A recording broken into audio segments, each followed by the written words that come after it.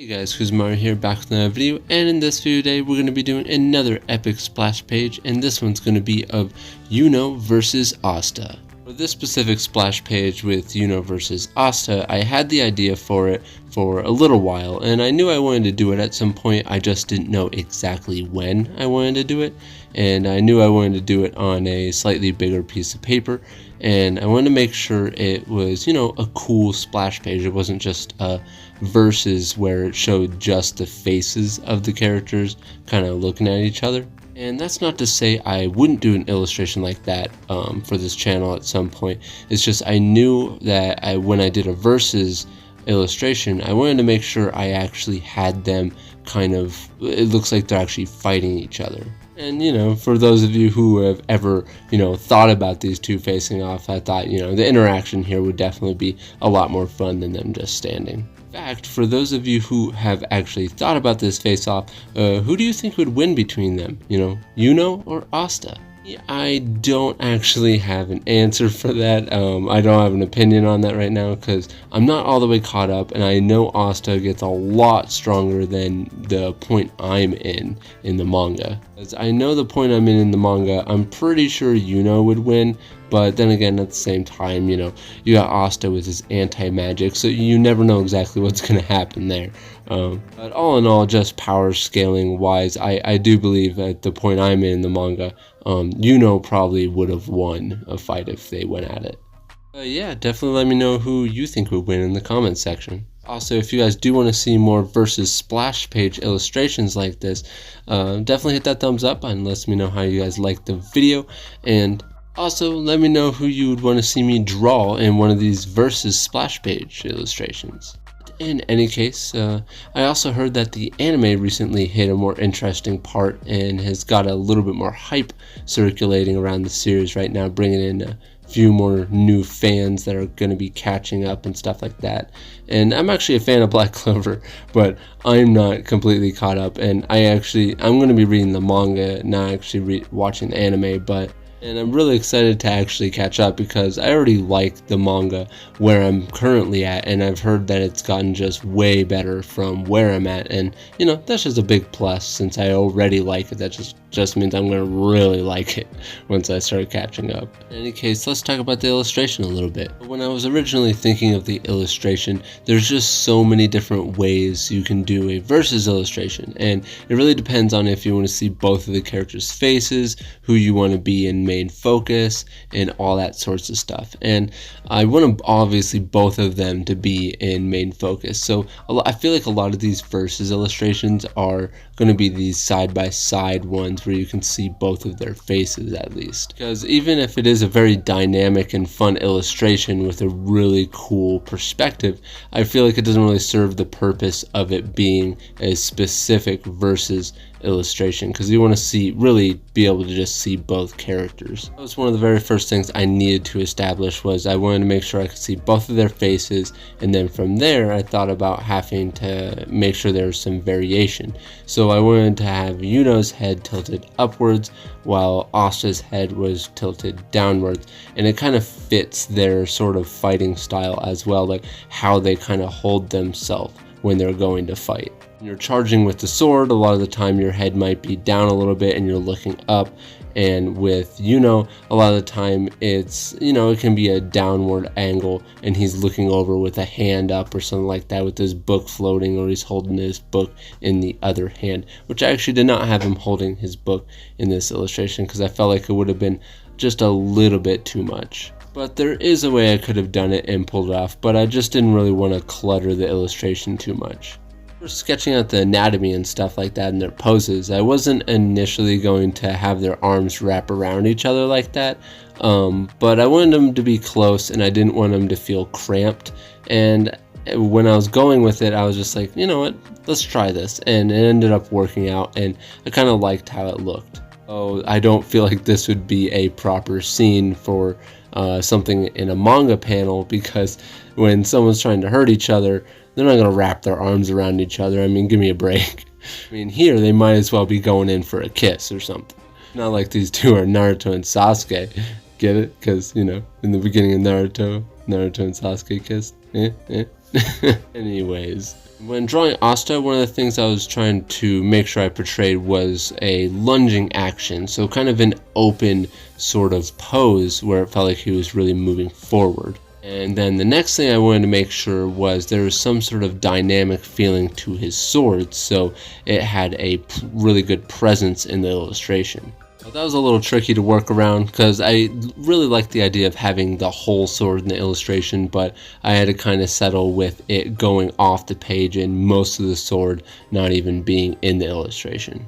As for Yuno, there wasn't really a whole lot to him other than, just having one arm up and then the other arm coming over to help with his overall pose. And at one point I was thinking about having his arm actually going towards his front chest instead of going straight up that right hand arm, our right, his left. But I was thinking about having it going towards his chest, but once I put it forward, that's when I was starting to think about having their arms kind of go around each other. Yuno's costume, I didn't know which one I should put him in, kind of like the one he wears in the beginning of the series or this one, and I decided to go with this one because I like the design of this one a lot more, and I think that's the one he's wearing more currently in the manga. I'm not sure, like I said, I am not all the way caught up, but yeah, I couldn't really find a whole lot of references of this costume. There were a few online, but I didn't know exactly what to search up for, and I didn't want to spoil too much for myself, even though I did spoil a little bit for myself, and I've already spoiled a little bit for Asta for myself with the demon form, because I haven't even seen that yet in the manga where I'm at. That ties in with the fact that I know that Yuno has another form that I saw, or something like it, that he kind of looks like an elf or something, or I don't know, he has some other power that I don't know about yet, and I didn't draw him in that because I know the more research I do on that power in order to find out more of what it looks like, I'll end up spoiling more for myself. I wanted to stick away from that in this illustration, but once I get to that part in the manga, I'll probably end up drawing Yuno in that form for sure. But where we are in the illustration right now, as you can see, I'm just doing the hash marks on the sword, and this is one of the most fun and stressful parts of the illustration because his sword is always so big on these illustrations that I'm doing that I'm always worried about how the hash marks will come out. But when I just kind of whittle away at it, it ends up turning into something that I'm pretty happy with in the end.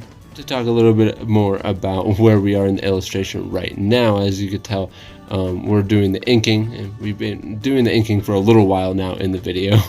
As many of you already know, I use a dip ink pen, the Zebra G pen, and I use India black ink to dip the pen into. And the pencil I use is just a 0.7 Bic mechanical pencil. It's the disposable kind.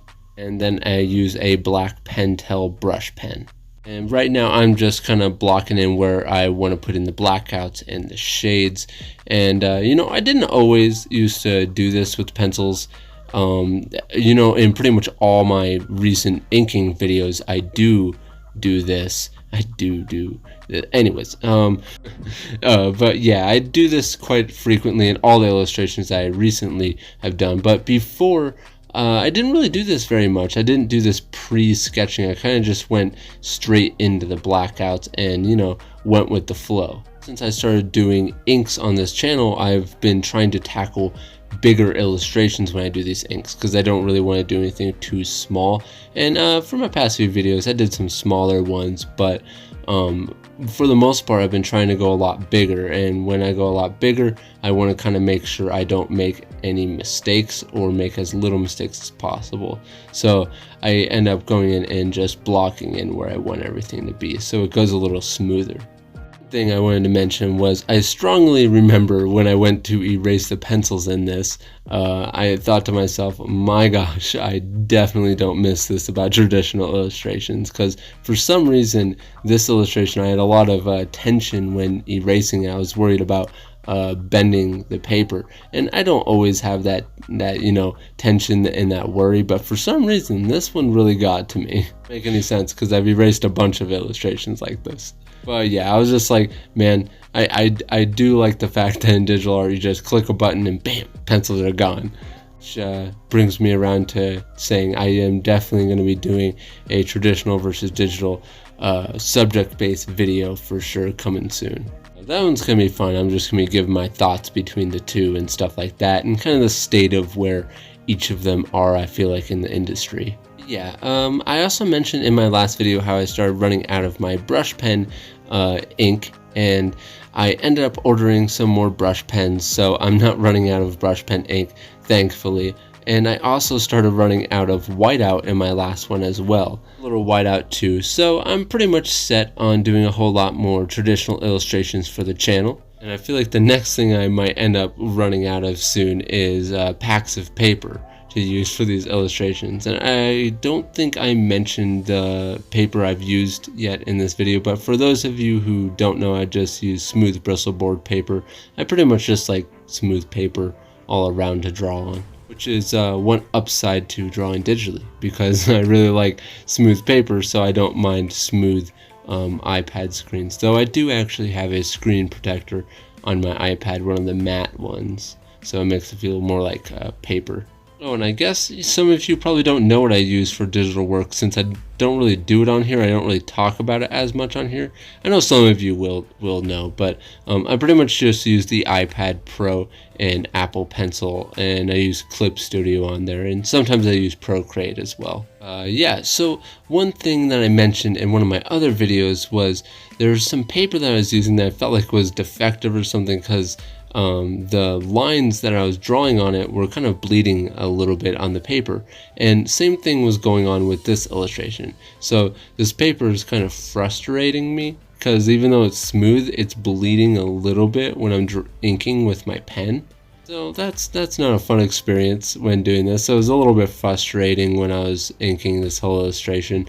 But since it's a bigger illustration, it doesn't really affect the quality of it as much. Finishing off these last sheets in this booklet of paper that I have. Hopefully my other booklets don't have this same issue, but yeah. So another thing I was thinking about during this specific portion of the illustration was, goodness gracious, these guys wear a lot of black, and I put in a lot of shines. So I was doing a whole lot of blackouts this whole time. I was just like, man, I think this is the most blackouts I did on an illustration. I feel like probably been more, but this one definitely felt like it took a lot longer than my other ones, and I don't know why. Asta definitely wears a whole lot of black, that's for sure. And I don't know, maybe not necessarily black, because it kind of shows up like a bluish in the anime, but I'm talking about in black and white. It's showing up as black, so it's a whole lot of dark spots to do.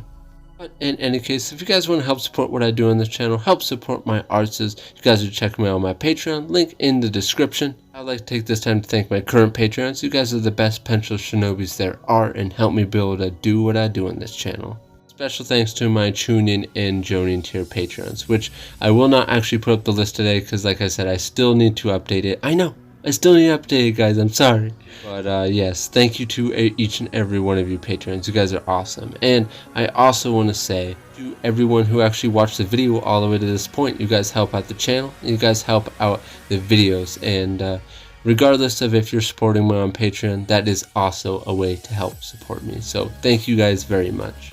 In any case, if you guys like this video, please hit that thumbs up button, and if you're new to this channel like you just see, please subscribe, hit the bell icon to get notified when each video comes out. Like always guys, hope you're having a great day, and I'll see you guys in the next video.